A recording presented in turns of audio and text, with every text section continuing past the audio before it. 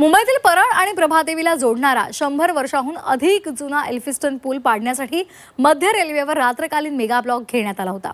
या पुलाचं पाडकाम सकाळी 6च्या सुमारास पूर्ण झालं, मात्र यामुळे मध्य रेल्वेचा खोळंबा झाला।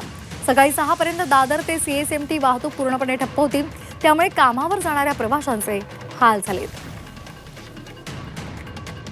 हा जुना पूल पाडण्याचं काम सुरू होतं आणि त्यासाठी रात्रकालीन ब्लॉक घेण्यात आला होता आणि त्याचं काम सकाळी 6ला पूर्ण झालं, मात्र याचा थेट परिणाम हा वाहतुकीवर झाला आणि त्यामुळे अनेक लोकलच्या फेऱ्या रद्द झालेल्या होत्या। काही ठिकाणी रेल्वे वाहतुकीवर याचा मोठा परिणाम झाला आणि सकाळी जे कामावर निघाले होते त्यांना याचा मोठा फटका बसला होता।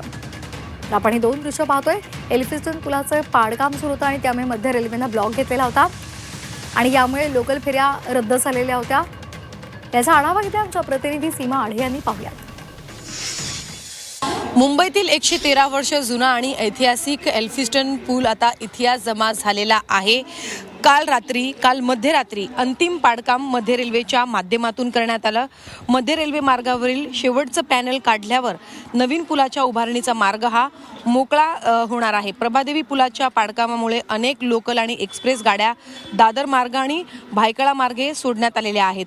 प्रभादेवी पुलाचं मध्य रेल्वे भागातील पॅनल काढण्यासाठी शनिवारी रात्री 11:30 वाजल्यापासून ते रविवारी सकाळी 6 वाजेपर्यंत ब्लॉक घेण्यात आला, ज्यामुळे आज सकाळी मध्य रेल्वेने प्रवास करणाऱ्या प्रवाशांना नाहक त्रास जो आहे तो सहन करावा लागला। आज सकाळी 6 पर्यंत दादर ते सीएसएमटी रेल्वे वाहतूक पूर्णपणे बंद होती।